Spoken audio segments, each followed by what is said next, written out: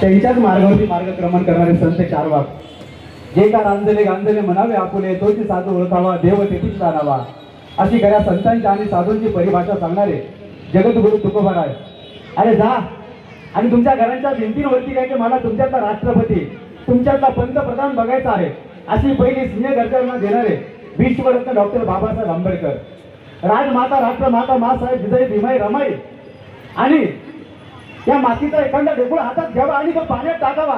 पाण्यावर येणारा तवंग असेल ना, तो सुद्धा रक्ताचा असेल. इतकं रक्त या मातीसाठी, या स्वराज्यासाठी ज्या माझ्या राजांनी सांडवलं, ते कुलवाडी भूषण छत्रपती शिवाजी महाराज यांना तुमच्या सर्वांच्या साक्षीने मानाचा मुद्रा करतो. खरं तर 350 वर्षापूर्वी छत्रपती शिवाजी महाराजांचं चरित्र मी ऐकलं, वाचलं, त्यांचा इतिहास जाणला. परंतु आज खऱ्या अर्थाने आधुनिक काळातले छत्रपती शिवाजी महाराज जर कोणी जर असेल ना, तर ते आमच्या नाशिक नगरीचे कार्यसम्राट आमदार आदरणीय राहुलजी भाऊ ढिकले हे आधुनिक छत्रपती शिवाजी महाराज आहे. कारण छत्रपती शिवरायांना अनेक वावटळ, अनेक संकट त्यांच्या आयुष्यात आली, पण आयुष्यामध्ये आलेल्या वावटळांना, संकटांना सामोरं जाऊन छत्रपती शिवरायांनी हा महाराष्ट्र उभा केला. त्याचप्रमाणे आपला मतदारसंघ सुरक्षितरित्या आपला जीव धोक्यात टाकून, प्रचंड मोठा आजार आपल्या जीवनाची बाळगून, आपल्या रहिवाशांना सांगता, आपल्या मतदारांना सांगता त्यांच्यामध्ये दरवळले, त्यांच्यात गेले, पण आज ते त्याच धीराने, त्याच ताकदीने उभे आहे. ते म्हणजे आमचे राहुल भाऊ ढिकले. त्यांच्यासाठी सगळ्यांनी जोरदार उंच हात वर करून टाळ्या वाजवायचा आहे. खरं तर तलवारीला घासल्याशिवाय ठार नाही, खरं तर तलवारीला घासल्याशिवाय ठार नाही. आणि या महाराष्ट्राला माझ्या छत्रपती शिवरायांशिवाय आणि संभाजी महाराजांशिवाय पर्याय नाही, पर्याय नाही, पर्याय नाही. असा 350 वर्षापूर्वीचा इतिहास, जिवंत आणि ज्वलंत इतिहास आज आमच्या समोर झाला. अरे काय घडलं असेल, अरे काय झालं असेल, एखादी घटना आमच्या मनाला स्पर्श करून जाते ना. अरे आज आम्ही आमच्या पोरांना जन्माला घातलं ना, अरे ती सगळी आमची पोरं म्हणजे शिवमावळे, भविष्यातले असणारे शिवमावळे आमच्या समोर आहे, आमच्या समोर आहे. अरे बँकेत तुमच्या खात्यावरती किती पैसे आहे ना, ते कोणी विचारणार नाही, पण तुमचा मुलगा काय करतो ना हे विचारणारे असंख्य माणसं आहे. आणि तेच खरे मावळे आज या ठिकाणी तुमच्या समोर आहे. अरे आई बाबाचं ऊर कौतुकानं भरून यावं ना, असा नेत्रदीपक सोहळा आज या ठिकाणी साजरा केला जातो. खरं तर अनेक व्याख्यानं झाले, अनेक कार्यक्रम झाले, परंतु अमृतधामचा असणारा हा नेत्रदीपक सोहळा हा सगळ्यात महत्वाचा सोहळा आहे, ऐतिहासिक सोहळा आहे. खरं तर वरती असणारे ते आपल्या बापदादांना सुद्धा सगळ्या कार्यकर्त्यांविषयी अभिमान वाटावा, असा नेत्रदीपक सोहळा आज या ठिकाणी आपल्या सगळ्यांच्या साक्षीने होत आहे. म्हणून हा सगळ्यात महत्वाचा नेत्रदीपक सोहळा आज आपल्या या अमृतधामच्या मातीत आहे. खरं तर ही माती कशी आहे? अरे ही माती म्हणजे पदस्पर्शाने पावन झालेली पवित्र माती आहे. आमच्या आयांच्या पदस्पर्शाने, आमच्या वडिलांच्या पदस्पर्शाने, आणि खरं तर माझ्या छत्रपती शिवरायांच्या विचाराने पदस्पर्शाने पावन झालेली ही माती आहे. खरं तर इतिहासातले हिरो बघण्यापेक्षा इतिहासातले हिरो आम्ही बघत असतो, परंतु आमच्या ज्यांनी आमच्या काळजावरती शिवाजी शिवाजी हे नाव कोरलं ना, ते बघणारे, ते असणारे सगळ्यात महत्वाचे म्हणजे आमचे शिवाजी महाराज. शिवाजी शिवाजी हे जर नाव जर उलट जर केलं ना, तर ते जीवाची होत असत. आणि त्यांनी आयुष्यभर जीवाची झुंज दिली, आयुष्यभर जीवाची खेळ केलं ना, त्यांना शिवाजी महाराज असं म्हणतात. मग असं काय झालं असेल, असं काय घडलं असेल की 350 वर्षानंतर आज आम्हाला शिवजयंती साजरी करावी लागते. खरं तर या ठिकाणी सगळे शिकलेले माणसं आहेत आणि त्यांच्यासाठी काही महत्वाचे उदाहरणं दाखले या ठिकाणी निघाले. अरे शिवाजी महाराज आमच्या महाराष्ट्रात जन्माला आले, आमच्या मातीत जन्माला आले, आमच्या देशात जन्माला आले, पण त्यांच्याविषयीचे सगळ्यात महत्वाचे जर उद्गार जर कुठले गायले गेले असतील ना, तर ते परदेशामध्ये गायले गेले. अरे रशियाचे माजी राष्ट्राध्यक्ष मार्शल गुलगानी म्हणतात, तर छत्रपती शिवाजी महाराजांसारखे महान लोक आमच्या देशात जन्माला आले असते ना, तर या जगावरती आम्ही राज्य केलं असतं. रशियात ते म्हणतात, रशियाचे माजी राष्ट्राध्यक्ष मार्शल गुलगानी म्हणतात, इंग्लंडचे प्रिन्स ऑफ वेल्स म्हणतात, छत्रपती शिवाजी महाराज यांचं नामस्मरण जर केलं ना, तर 33 कोटी देवांची पलटण त्यांच्या समोर नतमस्तक होते. इतकी जादू आणि इतकी किमया छत्रपती शिवाजी महाराज यांच्या कार्यकर्तृत्वात, त्यांच्या शौर्यात, त्यांच्या पराक्रमात आहेत. आणि जपानचे प्यारम कादा म्हणतात, अरे इतिहासातली जगाच्या पाठीवरती असणारी ही सगळ्यात मोठी माणसं आहे, भारताच्या बाहेरची माणसं आहेत. प्यारम कादा म्हणतात, छत्रपती शिवाजी महाराजांच्या कोनशिलेच्या उद्घाटना प्रसंगी आम्हाला 98 की छत्रपती शिवरायांच्या कोणीच उद्घाटन माझ्या हस्ते होतंय. जपानचे प्याराम काढ म्हणतात विश्वरत्न डॉक्टर बाबासाहेब आंबेडकर त्यांनी आपल्या आयुष्यभर जय शिवराय हा नारा घेऊन त्यांनी आपल्या लेटरवरती जय शिवराय लिहिलं. ते विश्वरत्न डॉक्टर बाबासाहेब आंबेडकरांनी शूद्रपूर्वी कोण हा ग्रंथ शिवरायांच्या जीवनावरचा सगळ्यात पहिला ग्रंथ लिहिला. आणि बाबासाहेब आंबेडकर हे शिवचरित्राचे सगळ्यात मोठे आणि गाडे अभ्यासक ठरले. इतकंच नाही तर जे 3 दिवस शाळेत गेले ना शाहीर सम्राट अण्णाभाऊ साठे रशियात गेले डब्यावरती थाप मारली आणि शिवचरित्र सांगितलं. आणि जगातला पहिला देश आहे की तो फक्त आणि फक्त शिवरायांचं नाव घेऊन जगामध्ये स्वातंत्र्य झालेला हा पहिला देश आहे. इतकंच नव्हे ज्यांनी रयत शिक्षण संस्थेची स्थापना केली ते कर्मवीर भाऊराव पाटील ज्यांना आम्ही अण्णा म्हणतो. सातारा या ठिकाणी एक शाळा होती त्या शाळेला नाव दिलं होतं छत्रपती शिवाजी महाराज. एक व्यापारी आला आणि तो व्यापारी म्हणला अण्णा अण्णा हे 2 लाख रुपये घ्या. ते जे नाव आहे ना ते नाव काय शिवाजी महाराजांचं तिथे माझं नाव टाका. तसे अण्णा त्याला म्हणाले अरे वेड्या वेळ जर पडली ना तर जन्मदात्या बापाचं नाव बदलेल पण एकदा छत्रपती शिवाजी महाराजांचं दिलेलं नाव बदलणार नाही. असे कर्मवीर भाऊराव पाटील आमच्या मातीमध्ये जन्माला आले. आमच्या मातीत जन्माला आले. खरं तर छत्रपती शिवाजी महाराजांचं जिवंत आणि ज्वलंत इतिहास हा 7 समुद्र पार पलीकडे गेला. आणि आज आम्ही खऱ्या अर्थाने त्यांचे वारसदार म्हणून त्यांचे शिवमावळे म्हणून आज खऱ्या अर्थाने आम्ही या मातीमध्ये जिवंत आणि ज्वलंत इतिहास त्यांच्या समोर मांडण्याचा प्रयत्न करतो. अरे मग असं झालं काय असेल? त्यांचं नामस्मरण करण्याची गरज काय? त्यांचा सोहळा करण्याची गरज काय? असं काही झालं असेल? अरे झाली ना एक घटना झाली ना. छत्रपती शिवाजी महाराजांची पालखी इथे कर्नाटकच्या सीमेवरती थांबली. इथे पालखी थांबण्याचं कारण काय? म्हणून राजांनी आपल्या खांदेकरांना विचारलं इथे पालखी थांबण्याचं कारण काय? राजांनी पालखीचा पडदा बाजूला केला आणि विचारलं इथं पालखी थांबण्याचं कारण काय? तसा कुतुबशहाचा बादशाह राजांच्या समोर आला आणि राजांना म्हणाला राज मी स्वतः माझ्या खांद्यावरती तुमची पालखी घेऊन जात आहे. अरे शिवकाय कुतुबशहा स्वतः राजांची पालखी घेण्यासाठी त्यांच्या सीमेवरती आला आणि कुतुबशहाच्या बादशाहानं राजांची पालखी आपल्या खांद्यावरती घेतली आणि कुतुबशहाचा बादशाह राजांची पालखी घेऊन आपल्या राज्यात गेला. आगत स्वागत समारंभ झालं. अत्तराची द्रव्य उधळली गेली तोफांच्या बत्त्यात झाल्या चौघडे वाजले गेले सनय वाजले गेल्या. आणि जेथे छत्रपती शिवाजी महाराजांना बघताय त्या कुतुबशहाच्या नगरीमध्ये प्रचंड लाखोंची संख्या उभी होती आणि सगळे शिवाजी महाराजांना बघण्यासाठी त्या ठिकाणी आतून झाले होते. अरे कोण कुठे कोणी डोक्यावरती उभं राहिलं कोणी घरावरती उभं राहिलं कोणी महिलावरती उभं राहिलं.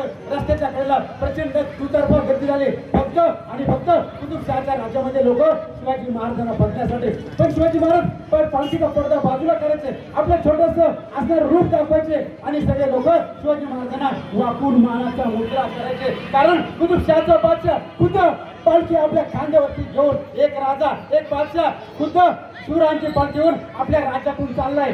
हा सोहळा बघणारे दंग झाले त्यांच्या पायाखालची जमीन आणली आणि म्हणता कुतुबशहाचा बादशाह राजांची पालखी घेऊन आपल्या राज्यात गेला. आगत स्वागत समारंभ झालं आणि कुतुबशहाचा बादशाह राजाला म्हणाला राजा तुम्हाला माझे ऐश्वर्य दाखवतो माझं राज्य दाखवतो माझं आण बाण शान दाखवतो. आणि कुतुबशहाचा बादशाह म्हणता त्या आश्रयशाळेजवळ गेला आणि राजाला म्हणाला राजा ही बघा माझी आश्रयशाळा. त्या ठिकाणी नवनवीन आश्रय तयार केले जातात डाली तयार केल्या जातात तोफा तयार केल्या जातात पंचे तयार केले जातात सगळे हत्यारे तयार केले जातात. राजे बघत पुढे गेले आणि म्हणता राजे एक आश्रयशाळेजवळ गेले. प्रचंड अश्वाच्या ठिकाणी उभे होते आणि कुतुबशहाचा बादशाह म्हणाला राजा ही अश्वशाळा म्हणजे आमचं ऐश्वर्य ही अश्वशाळा म्हणजे माझी ताकद आहे राजा माझी ताकद आहे. राजे तो सगळा सोहळा बघत होते तो ऐश्वर्याचा सोहळा बघत होते तो राज्याचा सोहळा बघत होते आणि म्हणता राजे पुढे गेले. हत्ती शाळेजवळ हजारोच्या संख्येने बेधुंद बलाढ्य बुलंद असंख्य हत्ती त्या हत्ती शाळेमध्ये उभे होते.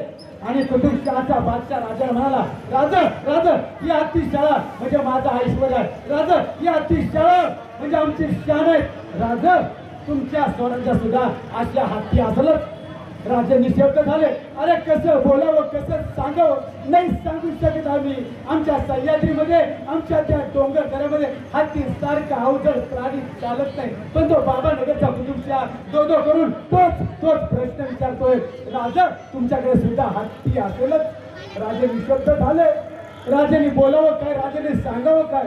पण राजांच्या बाजूला त्यांचा एक मावळा होता, रांगडा मावळा होता, 7.5 फूट उंचीचा, 2.5 फुटाचं त्याचा छाताळ होतं, प्रचंड ताकद होती, डोळ्यामध्ये निखाऱ्यासारखी आग होती.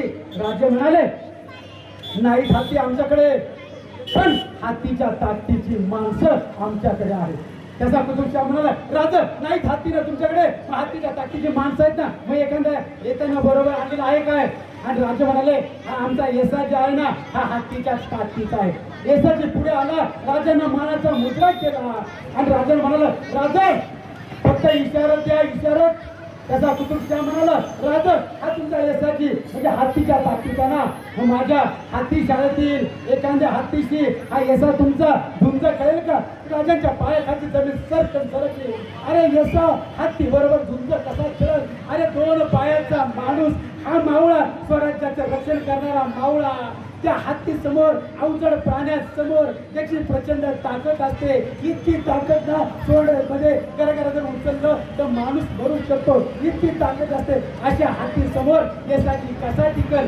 पण येसाची पुढे आला, राजांना इशारत केली आणि सांगितलं, राजा राजा फक्त पाठीवरती थाप टाका, राजा फक्त परवानगी द्या, फक्त इशारत द्या. आणि तसा येसाजी मैदानात उतारला. अरे येसाजी मैदानात उतरला आणि त्या हत्ती शाळेतील एक हत्ती चित्कारत होता, फुटकरत होता, त्याचे निखाऱ्यासारखे डोळे जळत होते, त्याच्या अंगातले साखळदंड त्याने तोडले, प्रचंड ताकद लावली आणि चित्कारणारा फुटकरणारा हत्ती शाळेतून बाहेर पडला, मैदानात आला, मैदानात चित्कारून लागला, फुटकरणारा बघणारे बघत होते. आता येसा गेला, आता येसा उचलला जाईल, आता येसा मेला. येसाची पुढे पडतो, हत्ती मागे धावतोय, म्हणता म्हणता येसाची पुढे हत्ती मागे, म्हणता म्हणता त्या हत्तीने येसाचीला गरा गरा गरा उचललं, हवेत फेकणार. लोकांनी डोळे बंद केले, आता येसा तुडवला जाईल, हत्तीच्या पायाखाली तुडवला जाईल. पण येसाची गरगर गरगर हवेमध्ये फिरत होता, तो स्थिरावला, जागेवरती उभा राहिला, कमरेची समशेर काढली, एकच वार झाला आणि हत्तीची सोड छाटली गेली आणि हत्ती दाडकन जमिनीवरती कोसळला. येसाच्या हातातली रक्ताने तलवार अशी निखळत होती आणि कुतुबशहाचा बादशाह येसाजीला म्हणाला, येसाजी या या या या या आमच्या गळ्यातला कंठहार घ्या, तुमचं शौर्य आम्ही बघून आम्ही खूप झालो. येसाजी या आमच्या गळ्यातला कंठहार घ्या. तसा येसाजी पुढे आला आणि त्या कुतुबशहाला म्हणाला, कुतुबशहाजी आमच्या पाठीवरती थाप देण्यासाठी आमचे राजे समर्थ आहेत. दुसऱ्याच्या कौतुकाची थाप आम्ही पाठीवरती घेत नाही आणि दुसऱ्याच्या कौतुकाची थाप पाठीवरती न घेणारा मावळा या महाराष्ट्रात जन्माला आला. तेवढ्या महाराष्ट्रामध्ये स्वराज्य अवतरलं, स्वराज्य घडलं, ते महाराष्ट्राच्या मातीमध्ये घडलं. अरे म्हणूनच जंगलाला लागलेल्या वनवेला आग म्हणतात, संगीतातील गायनाला राग म्हणतात. राहुल भाऊ असा कार्यक्रम करणाऱ्यांना खरे छत्रपती शिवाजी महाराजांचे वाघ म्हणतात. कारण असा वाघांच्या विचाराचा, वाघांच्या ठाकराचा असा कार्यक्रम करणं अतिशय महत्वाची बाब आहे. कारण आमच्या घरात शिवाजी महाराज जन्माला आले पाहिजे, पण जन्माला येण्यासाठी आपल्या घरात महाराज जिजाऊ जन्माला आले पाहिजे. आम्ही म्हणतो शेजारच्या घरात शिवाजी महाराज जन्माला आले पाहिजे. अरे शेजारच्या घरात का, माझ्या घरात शिवाजी महाराज जन्माला आले पाहिजे. अरे शिवाजी महाराज जन्माला आले ना, इथल्या मातीत जन्माला आले, इथल्या प्रत्येक मातेच्या मनात जन्माला आले, इथल्या प्रत्येक मावळ्याच्या विश्वासात जन्माला आले आणि इथल्या सळसळणाऱ्या पानांमध्ये जन्माला आले, इथल्या समुद्राच्या पाण्यामध्ये छत्रपती शिवाजी महाराज जन्माला. अरे इथल्या सह्याद्री आजही सांगतो, शिवाजी शिवाजी शिवाजी जय शिवाजी. आज आमचा सह्याद्री असेल, आमचा सातपुडा असेल, अरे या सातपुड्याची मातीचा ढेकून उचलावं ना, तो नाकाजवळ न्यावं ना, त्याच्यातून सुद्धा रक्ताचा वास येईल. इतकं रक्त आमच्या स्वराज्यासाठी माझ्या मावळ्यांनी आणि माझ्या शिवरायांनी सांडवलेलं आहे. म्हणून आज आमच्या घरातली माता जी सुरक्षित आहे ना, ती फक्त आणि फक्त माझ्या शिवरायांच्या विचारांमुळे. कारण तिच्या घरामध्ये तिच्या मनात असणारा पहिला राजा म्हणजे बळीराजा, किडापिडा जावं आणि बळीचं राज्य. प्रत्येक माता दिवाळीला औक्षण करताना म्हणते किडापिडा जावं आणि बळीचं राज्य. तिच्या मनात असणारा तो पहिला राजा आणि तिच्या ध्यानात असणारा दुसरा राजा म्हणजे माझे छत्रपती संभाजी राजे. म्हणून छत्रपती संभाजी महाराज, छत्रपती शिवाजी महाराज, अरे अनेक राजे झाले, अनेक सम्राट झाले, अनेक बादशाह झाले, पण या मातीने सगळ्या जगाला भगवा दाखवून दिला. हिंदू राष्ट्र करण्यासाठी, हिंदू धर्म सुरक्षित ठेवण्यासाठी आमच्या घरासमोरची तुळस, आमच्या घरातली माता, आमच्या गावात असणारं रावळ तेवढं सुरक्षित ठेवण्यासाठी जर कोणी असेल तर ते फक्त आणि फक्त माझे छत्रपती शिवाजी महाराज आहे. म्हणून इथल्या मातेच्या पोटी छत्रपती शिवाजी महाराज जन्माला यावे की काय, इतकी जादू आणि इतकी किमया आज प्रत्येक मातेच्या मनामध्ये. आणि इथला प्रत्येक पोरगा आपल्या छात्रावरती जय शिवराय हे नाव करून तो जन्माला येतो की काय, इतकी जादू आणि इतकी किमया होत असते. एक छोटंसं उदाहरण सांगतो भाऊ. एक 9 वर्षाची मुलगी असते. ती मुलगी घरी रडत रडत येते, घरी रडत येते आणि तिच्या गल्लीतले सगळे लोक म्हणतात, अरे बाळा तू का रडतेस, तू का रडतेस, सांग सांग सांग. 2 दिवसापूर्वीची घटना घडलेली असते. तिची आई तिच्या घरासमोर वट्ट्यावरती चेक करून पडते. ती मुलगी आईला हात लावते, डोक्याला हात लावते, डोक्याला स्पर्श करते. डोकं प्रचंड गरम झालेलं असतं आईचं. ती आईच्या शरीराला हात लावते, शरीर पूर्ण थंड पडलेलं असतं. ती मुलगी परत परत गावात जाते, अंगणवाडीत जाते. तिथल्या असणाऱ्या सेविकांना सांगते, बाई बघा ना, बाई बघा ना, चला ना बाई, चला ना, चला ना बाई, माझ्या आई चक्के लोट पडली. मी पाणी मारते पण ती उठत नाही, मी हलवते पण ती उठत नाही. अशा गल्लीतल्या 4-5 बायका, अंगणवाडीतल्या बायका परत परत येतात, तिच्या आईला सावरण्याचा प्रयत्न करतात, तिला पाणी पाजतात. ती आई शुद्धीवरती येते, पण कोणीतरी सांगतं या आईला दवाखान्यात नाही, या आईला दवाखान्यात नाही. आणि सरकारी दवाखान्यामध्ये आईला दिलं जातं. आईचा संपूर्ण चेकअप केला जातो, तिची तपासणी केली जाते आणि रिपोर्ट येतो त्या आईच्या दोन्ही किडन्या फेल झाल्या, किडन्या फेल झाल्या असा रिपोर्ट त्या मुलीच्या हातात पडतो. 7वीची मुलगी, अंगणामध्ये उडून खेळणारी, अंगणामध्ये रांगोळी काढणारी, खेळणारी मुलगी, खेळण्याबरोबर खेळणारी मुलगी, अभ्यास करणारी मुलगी, तिच्या हातात रिपोर्ट येतो, माझ्या आईच्या दोन्ही किडन्या गेल्या. तिच्या पायाखालची जमीन सरकन सरकते. काय करावं, कसं करावं. ती बायकांना सांगते, मावशी बघा ना, आजी बघा ना, माझ्या आईला काहीतरी करा, माझ्या आईला काहीतरी करणार. तिच्या किडन्या गेल्या, माझ्या आईच्या किडन्या गेल्या. तसे गावाचे लोक जमा होतात, सगळे जाणकार जमा होतात, पैसे काढतात, वर्गणी काढतात. एक साधारण 10-20 हजार रुपये जमा होतात. त्या आईला सरकारी दवाखान्यात नेलं जातं, तिथून तिला मुंबईला नेलं जातं. दुसरा रिपोर्ट येतो, जर त्या आईला जर जिवंत ठेवायचं असेल ना तर कोणाची तरी किडनी द्यावी लागेल. मग द्यायची कोणाची किडनी, त्या आईच्या पाठीमागे कोणीच नसतं. 7 वर्षाची मुलगी बघतो, तो ती मुलगी म्हणजे त्या आईचा आधार असतो. ती आई बांधावरते काम करते, कष्ट करते, राबराब राबते आणि दोघे मायलेकींचा संसार ती चालवते. तिच्या दोन्ही किडन्या गेलेल्या असतात. ती मुलगी विचार करते काय करायचं आणि डॉक्टरांच्या ती मुलगी पळत जाते, आत्मविश्वासाने जाते, आत्मधैर्याने जाते, प्रचंड ताकदीने जाते आणि डॉक्टरांना सांगते, डॉक्टर माझ्या आईला वाचवण्यासाठी माझी किडनी घ्या, माझी किडनी घ्या डॉक्टर. 7 वर्षाची मुलगी आपल्या आईला किडनी देण्यासाठी तयार होते. डॉक्टर त्या मुलीचा चेकअप करतात. योगायोगाने त्या मुलीची किडनी आणि आईची किडनी मॅच होते, जुळते. दोघांचा ब्लड ग्रुप एकच असतो. 15 दिवस उलटतात, आईचे डायलिसिस होतात. डायलिसिस झालं की सांगितलं जातं आपण मुलीची किडनी काढू आणि आईला बसू. विचार करा, 7 वर्षाची मुलगी आपल्या आईला किडनी देते. 7 वर्षाची मुलगी, अरे तिला आयुष्यात मोठं व्हायचं आहे, तिला शिकायचं आहे, तिला संसार करायचा आहे, तिला मस्त विश्वरूप बघायचं आहे. पण ती मुलगी 7 वर्षाची आपल्या आईला किडनी देण्यासाठी तयार होते, तयारी होते. दवाखान्यात जातात, डॉक्टरांकडे जातात. डॉक्टर मुलीची किडनी काढतात आणि त्या आईला देतात. ऑपरेशन यशस्वी होतं. दवाखान्यामध्ये बघणारे अनेक असतात. असं उदाहरण पहिलं झालेलं असतं. डॉक्टर आईला विचारतात, आई सांगा तुम्हाला पहिलं कोणाला बघायचं, आई सांगा तुम्हाला पहिलं कोणाला भेटायचं. तर तिची आई म्हणजे मला माझ्या लेकराला भेटायचं, मला माझ्या मुलीला भेटायचं. त्या मुलीला आईच्या जवळ उभं केलं जातं. आईला सांगितलं जातं, आई परिस्थिती नाजूक आहे, जास्त हालचाल करू नका, अलगद उठा. ती मुलगी दरवाजातून पहिलं पाऊल टाकते. त्या आईच्या डोळ्यातून खळखळ पाणी येतं. ती आई रडू लागते, अरे बाळा, अरे लेकरं, एवढा सास, एवढी हिंमत तुझ्या कशी काय आली, इतकी ताकद तुझ्या कशी काय आली. अगं तुझी किडनी तू मला दिली, मला जीवदान दिलं. आज कोणी कोणाला जीवदान देत नाही. तशी ती मुलगी आईच्या जवळ गेली, डॉक्टरांच्या जवळ गेली. डॉक्टर विचारतात, बाळा तुझ्यामध्ये इतका आत्मविश्वास, इतका आत्मधैर्य कसं आलं. तशी ती मुलगी म्हणते, डॉक्टर साहेब मी 7वीला असताना छत्रपती शिवाजी महाराजांचं चरित्र वाचलं आणि तिथून मला कळालं की घरापासून आपण मदत करायची असते. म्हणजे आपल्या आईला असेल, आपल्या बाबाला असेल, आपल्या समाजाला असेल, आपल्या देशाला असेल, आपल्या महाराष्ट्राला असेल. इतकं ऋण त्या मुलीने फक्त छत्रपती शिवरायांचं पुस्तक वाचून तिला समजलं. तर एका छोट्या मुलीला छत्रपती शिवराय वाचून जर ती स्वतःची किडनी देण्यासाठी तयार होती. अरे शिवकाळ असाच आहे ना. अरे तानाजी बाजी बुडासाठी हे मरण्यासाठी तयार असायचे. अरे तानाजी बाजीला म्हणत असेल ना, अरे हट बाजी मागच्या वेळेस तू केला होता ना, आता मला जाऊन दे. तानाजी बाजीला म्हणतात, अरे हट बाजी मागच्या वेळेस तू केला होता ना, आता मला जाऊन दे. मरण्याची स्पर्धा छत्रपती शिवाजी महाराजांच्या काळात. छत्रपती शिवाजी महाराजांचं आयुर्मान हे 50 वर्षाचं आहे. म्हणजे 18,316 दिवस छत्रपती शिवाजी महाराजांचं आयुर्मान आहे. ज्या 50 वर्षाच्या आयुर्मानामध्ये 10 वर्ष रपेटी करण्यात गेले, 10 वर्ष बालपणात गेले आणि उरलेले 30 वर्ष रयतेच्या डोळ्यातली आसू पुसण्यामध्ये गेली. म्हणून छत्रपती शिवाजी महाराज आज खऱ्या अर्थाने आज आमच्या मनामध्ये आणि आमच्या ध्यानामध्ये छत्रपती शिवाजी महाराज निर्माण झालेला आहे. म्हणून छत्रपती शिवाजी महाराज आणि शिवरायांचा इतिहास इतका जिवंत आणि ज्वलंत आहे ना.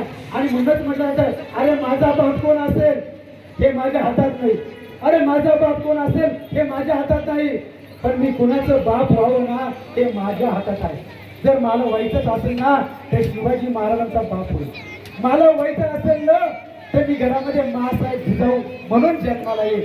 अशी भूमिका प्रत्येक मातेने आणि प्रत्येक बापाने ठेवणं गरजेचं आहे. कारण शिवचरित्र समजून घेत असताना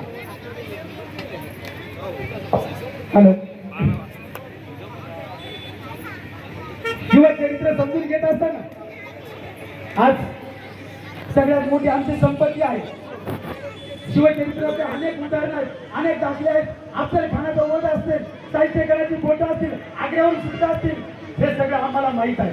पण आज खऱ्या अर्थाने धोकेदायक परिस्थिती जी आहे ना ती आमच्या कुटुंबाची आहे, आमच्या मुलांची आहे. आमच्या मुलांवरती संस्कार करणं अतिशय महत्वाचं आहे. आमच्या मुलांच्या हातामध्ये मोबाईल आल्यामुळे आमचे मुलं आमचं ऐकत नाही. मुलगा जर अभ्यासाला जर बसला ना तर त्याला मोबाईल लागतो. आई सांगते अरे बाळा थोडा वेळ मोबाईल ठेव. मुलगा म्हणतो 5 मिनिटं थांब. आई म्हणते अरे बाळा अभ्यास कर. तो आईला म्हणतो आई 10 मिनिटं थांब, मला मोबाईल खेळायचा आहे. मोबाईल अभ्यासासाठी पाहिजे. खरं तर आजचे मुलं हे शिवकाळातले मुलं शिवरायांचे वारसदार आहेत. पण शिवरायांनी आपल्या मावळ्यांच्या हातामध्ये शमशेरी दिल्या होत्या आणि आज आम्ही आमच्या मुलांच्या हातामध्ये मोबाईल देऊन शिवरायांचा विचार हा घातक ठरवण्याचा प्रयत्न करत आहोत. एक पुन्हा एक छोटीशी गोष्ट तुम्हाला सांगतो. एक जंगल असतं, त्या जंगलाला वणवा लागतो. इतका वणवा लागतो ना जंगल पेटू लागतं. प्रचंड जंगल पेटतं, जंगलाला वणवा लागतो. जंगलामध्ये सगळे प्राणी पळून जातात, जंगलाच्या बाहेर जातात. जंगलाचा राजा वाघोबा त्या जंगलाच्या बाहेर असतो. सगळे प्राणी पळून गेल्याकडे तो बघतो, कारण ती त्याची जबाबदारी असते. आणि जंगलाला इतका वणवा लागला असतो ना की आगीचे डोळ आकाशाला भिडले जातात. पण त्याच वेळेस एक छोटीशी चिमटाई, एक छोटीशी चिमणी, तिच्या अंगात ताकद नाही, तिच्या पंखांमध्ये ताकद नाही, पण ती जंगलाच्या बाहेर असणाऱ्या एका तलावात जाते. आपले पंख भिजवते आणि ती जंगलाच्या दिशेने जाते. वाघोबाचं लक्ष जातं. वाघोबा सांगतो अगं चिवताई तू कुठे चालली? त्या जंगलाला आग लागली.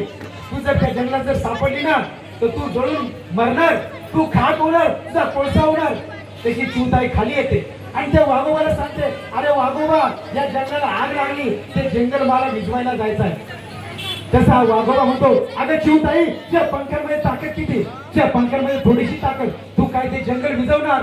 तशी चिवताई त्याला म्हणते ज्या दिवशी या पेटलेल्या जंगलाचा इतिहास लिहिला जाईल ना त्याच्यामध्ये पळणाऱ्यांमध्ये तुझं नाव राहील आणि विझवणाऱ्यांमध्ये माझं नाव राहील.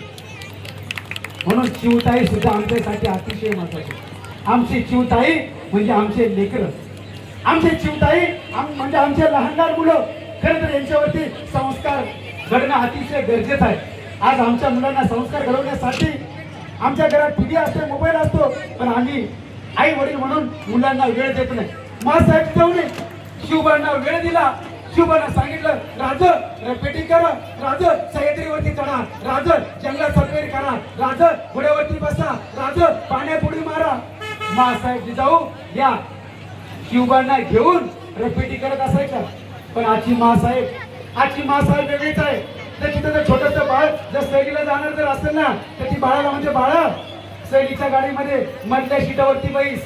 त्याचं कारण काय? गाडी जर पुढून ठोकली ना तरी तू सुरक्षित, गाडी मागून ठोकली ना तरी तू सुरक्षित. अशी जर आजची मासाहेब जर असेल तर शिवाजी महाराज कसे जन्माला येतील? आज आम्हाला आमच्या मुलाला शिवाजी महाराज करायचं. अरे पण शिवाजी महाराज करण्यासाठी त्यांचा आचार आणि विचार आमच्या मनामध्ये येणं अतिशय महत्वाचं आहे.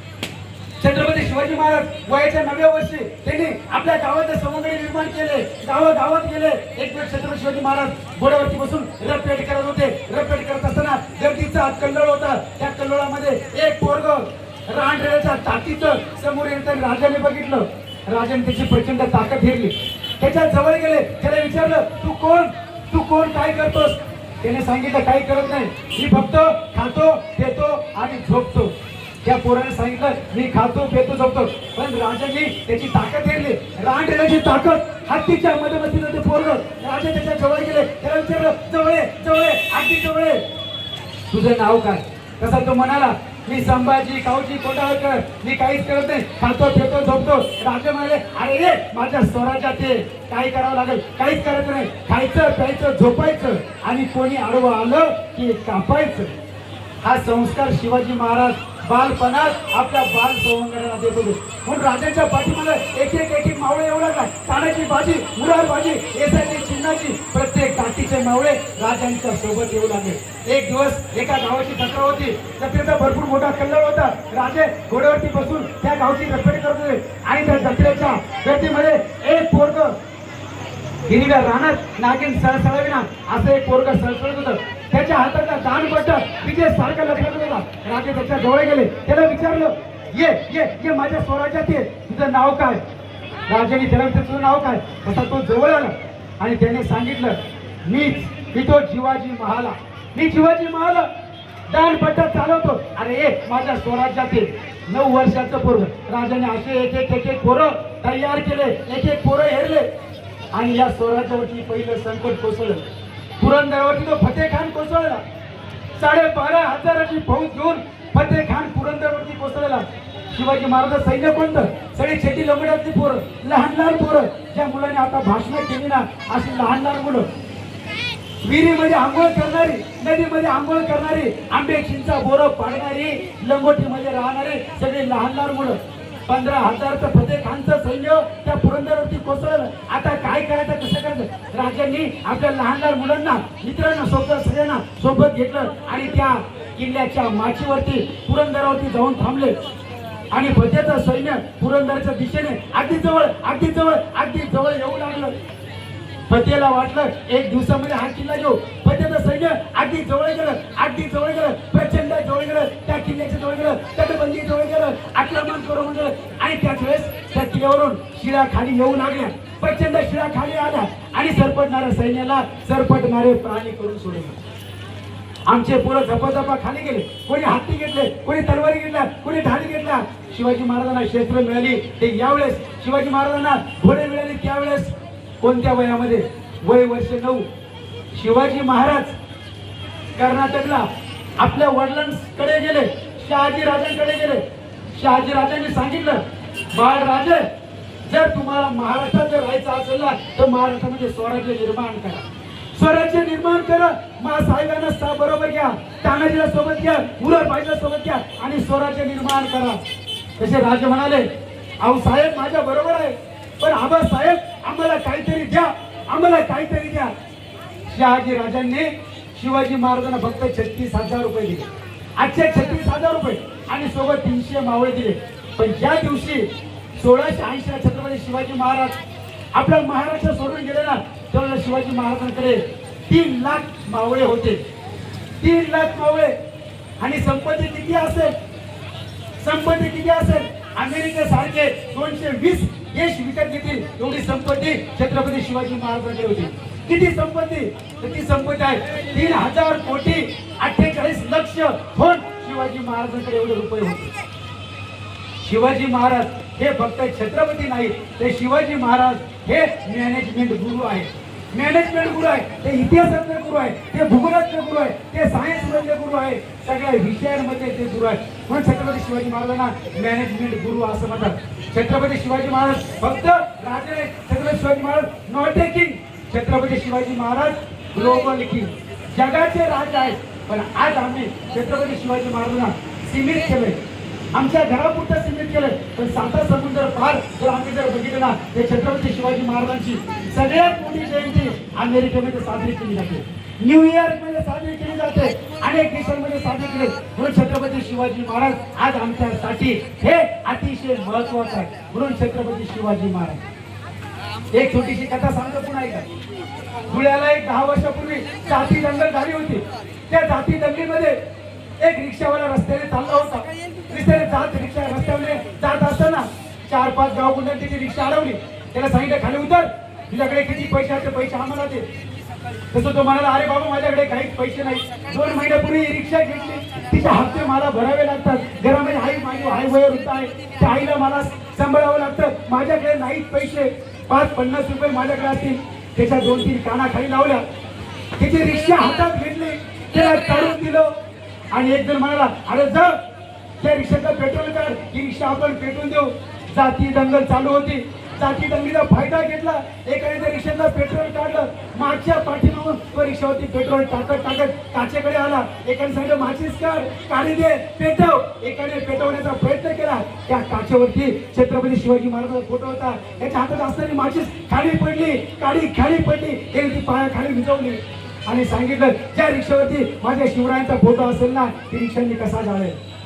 त्या जाती दंगलीमध्ये असणारा माणूस फक्त शिवरायांचा फोटो बघून त्याच्यामध्ये इतका बदल आणि इतका आत्मविश्वास त्याच्यामध्ये आला, इतका आत्मविश्वास कसा आला असेल. म्हणून जर आम्हाला खऱ्या अर्थाने छत्रपती शिवाजी महाराज जर समजून घ्यायचे असेल तर आमच्या घरात छत्रपती शिवाजी महाराज आम्ही तयार केलं गेलं पाहिजे. आमच्या आया बहिणीला माझी विनंती आहे, आमच्या आया बहिणी सगळ्यात मॅचिंग असतात. जरा मासाहेब जिजाऊ बघा, अरे मासाहेब जिजाऊला डोळे लागले होते, डोळे कसले लागले होते मासाहेबांना, डोळ्यावरती बसून रपेटी करण्याचे. मासाहेबांना डोळे लागले होते समोर असणाऱ्या आसमानी संकटाचे. या महाराष्ट्रामध्ये आदिलशाही आहे, कुतुबशाही आहे, निजामशाही आहे, हे आमच्या महाराष्ट्राचे लचके तोडताय. त्यांना थांबवण्यासाठी मासाहेबांना डोळे लागले होते. पण आजच्या आमच्या मासाहेब या वेगळ्याच आहेत. म्हणून जर आम्हाला जर खऱ्या अर्थाने आमच्या घरात शिवाजी महाराज जन्माला आणायचं जर असेल तर आपण महासाहेबांचं होणं महत्वाचं आहे. खरं तर मला दुसऱ्या पण कार्यक्रमाला जायचं आहे. या ठिकाणी असणारा हा जो कार्यक्रम आहे, या कार्यक्रमाचे असणारे हे सगळे आयोजक आमचे मित्र अमृतधाम शिवा जन्मोत्सव सोहळा समितीचे प्रमुख हुसेन अण्णा मंडलिक, अध्यक्ष निखिल भाऊ निकम, कार्याध्यक्ष शुभमजी खैरनार आणि मंचावरचे सगळे उपस्थित असणारे श्यामजी पिंपळकर, माझे मार्गदर्शक नंदूभाऊ शिंदे आणि जयराम कारवाल, या सगळ्यांचं मी मनपूर्वक आभार व्यक्त करतो. कारण असा शिवजयंतीचा सोहळा आपल्या नगरात, आपल्या अमृतधामच्या परिसरात होणं हे अतिशय महत्वाची आणि गर्वाची बाब आहे. खरं तर छत्रपती शिवरायांना वरती असताना सुद्धा तुमच्या सगळ्यांविषयी अभिमान वाटावा असा जिवंत आणि ज्वलंत हा नेत्रदीपक सोहळा आज या ठिकाणी होत आहे. फक्त जाताना एक छोटीशी कथा सांगतो आणि थांबतो. एक छोटंसं गाव असतं, त्या गावामध्ये एक आई असते, तिचा एक छोटासा मुलगा असतो, त्या आई डोळ्याने आंधळी असते. तो मुलगा आणि आई आपला संसार कसा तरी चालवत असते.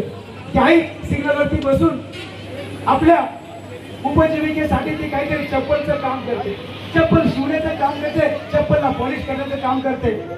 आणि ती आई डोळ्याने आंधळी असल्यामुळे येणारे जाणारे मुलांना तिचा मुलगा बघत असतो. शाळेत जाणारे येणारे मुलगा तिचा मुलगा बघतो. आणि एक दिवस आईला म्हणतो, आई मला शाळेत जायचं.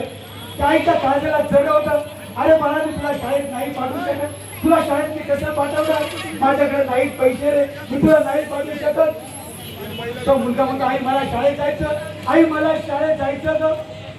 तो मुलगा आईचं ऐकत नाही. 4-5 दिवस होतात आणि तो मुलगा आईच्या पाठीमागे आईला न सांगता शाळेमध्ये चालला जातो. शाळेत गेल्यानंतर शाळेतल्या बाई त्याला दप्तर देतात, त्याला वह्या देतात, त्याला पुस्तकं देतात, त्याला सगळी मदत करतात. ती आई डोळ्याने आंधळी असते. आणि एक दिवस त्या मुलाच्या हातामध्ये, ती आई मुलाच्या हातामध्ये बाई एक पत्र देतात, पालक संघाची मीटिंग असते. त्या मुलाच्या हातात पत्र पडल्यानंतर तो मुलगा म्हणतो माझ्या आई शाळेत नाही येऊ शकत. त्या मुलाच्या काळजाला जर होतं माझ्या आई शाळेत नाही येऊ शकत. माझी आई माझी शाळा नाही बघणार, माझे मुलं नाही बघणार, माझे मित्र नाही बघणार, माझ्या बाईला नाही बघणार. काही दिवस उलटून जातात. आईला मुलगा म्हणतो आई तू माझ्या शाळेत ये, एक दिवस तरी ये ग आई. काय म्हणतो अरे बाळा मी तुझ्या शाळेत येऊ शकत कारण मी डोळ्याने आंधळे आहे, मी शाळेत येऊन काय करू. त्या मुलाच्या काळजाला छेद होतं माझी आई शाळेत येऊ शकत नाही, काय करावं कसं करावं. तो मुलगा बाईने सांगतो बाई बाई माझी आई शाळेत नाही येऊ शकत कारण माझी आई डोळ्याने आंधळी आहे. बाई काहीतरी करा ना, माझ्या आईचं ऑपरेशन करा. त्या बाई सगळ्यांना सांगतात, गावात वर्गणी काढतात, शाळेत सांगतात, 10,000-20,000 रुपये जमा होतात. त्या आईला ते डॉक्टरांकडे घेऊन जातात. डॉक्टर सांगतात या आईचं ऑपरेशन होईल पण डोळ्याचं ऑपरेशन करावं लागतं. डोळ्याचं ऑपरेशन साधारणतः 75,000 रुपयाचा खर्च आहे. कसं करावं लागेल, काय करावं लागेल. तो मुलगा रात्रीच्या काळोखामध्ये आई झोपल्यानंतर तिची सेवा करतो आणि शेजारच्या गल्लीत जातो. राजगिरीच्या लाडूच्या चिक्कीच्या कारखान्यामध्ये रात्रभर तो काम करतो. आपल्या तळ हातावरती त्याचं खेळण्याचं वय आहे, बागडण्याचं वय आहे. तो रात्रीच्या काळोखामध्ये राजगिरीचे लाडू बनवतो. 1 वर्ष 2 वर्ष तो काम करतो, 5 वर्ष काम करतो आणि म्हणता म्हणता त्याच्याकडे 50,000 रुपये जमा होतात. ते 50,000 बाईंकडे देतो आणि बाईला सांगतो बाई आता हे पैसे घ्या आणि माझ्या आईचं ऑपरेशन करा. त्या बाई पैसे घेतात, आईला घेतात, डॉक्टरकडे जातात, डॉक्टर ऑपरेशन करतात. ऑपरेशन चांगलं होतं, डोळ्यांना सगळ्या पट्ट्या बांधल्या जातात. आईला विचारतात डॉक्टर आई माऊली सांगा, माऊली सांगा तुम्हाला कोणाला बघायचं, माऊली सांगा. ती माऊली म्हणजे मला माझ्या लेकराला बघायचं, माझ्या जीवाचं लेकरू आहे, मला माझ्या काळजाच्या तुकड्याला बघायचं. तो मुलगा आईच्या पायाजवळ उभा असतो. आईच्या डोळ्यावरची एक एक एक एक पट्टी काढली जाते, सगळ्या पट्ट्या काढल्या जातात. डॉक्टर आईला सांगतात आई डोळे हलगत उघडा, पापण्या हलगत हलवा. ती आई पापण्या अशा मिटमिट करते. डॉक्टर विचारतात आई काही दिसतं का. काही नकारात्मक मान हलवते, मला काही दिसत नाही. त्या मुलाच्या काळजाला जर होतं डॉक्टर काहीतरी करा ना, डॉक्टर काहीतरी करा ना, माझ्या आईला दिसत नाही. डॉक्टर म्हणतात आई माऊली आणखीन प्रयत्न करा, तुम्हाला दिसेल, आणखीन प्रयत्न करा. ती आई डोळे उघडण्याचा प्रयत्न करते. तिच्या पापण्या लवलवतात, पापण्या पाणवल्या जातात. विचारलं जातं डॉक्टरांनी आई काही दिसतं का. ती सकारात्मक मान हलवते. होय डॉक्टर मला अंधुक प्रतिमा दिसते. आई आणखीन प्रयत्न करा, आणखीन प्रयत्न करा. ती आई प्रयत्न करते, डोळे उघडते. तिला समोर तिचा मुलगा दिसतो. तो मुलगा बघितल्यानंतर त्या आईचं काहीच घोर नव्हतं. ते त्या बाळाला म्हणजे अरे बाळा माझ्या जवळ आहे, माझ्या कुशीत रे लेकरा, माझ्या कुशीत आहे. अरे आज तुझ्या सारख्या लेकराला मी जन्माला घातलं ना, आज माझी कुस भरली रे. अरे तू कधी खाऊ मागितला नाही, कधी बत्ताशे मागितले नाही, कधी नवीन कपडे मागितले नाही, पण तुझ्या आईला दिसावं, ते ऐश्वर्य बघावं. तू रात्र आणि दिवस कष्ट केले बाळा, आज माझी कुस भरली रे, माझी कुस भरली. त्या आईच्या डोळ्यातून हसू येऊ लागले. डॉक्टर सगळं दृश्य बघतात, डॉक्टर जवळ जातात. आईच्या मुलाला विचारलं बाळा अरे तुला इतकं मोठं धाडस कसं आलं. तो मुलगा सांगतो डॉक्टर साहेब मी आतापर्यंत फक्त शिवाजी महाराज वाचले, शिवाजी महाराज वाचले. अरे ज्यांनी शिवाजी महाराज वाचले ना त्यांना आपले आईबाप समजतात. अरे पडद्यावरचे हिरो बघण्यापेक्षा इतिहासातले संभाजी शिवाजी वाचला. तुमच्या सगळ्यांची पावलं शिवरायांच्या विचारांची पडो एवढी आशा बाळगतो आणि थांबतो.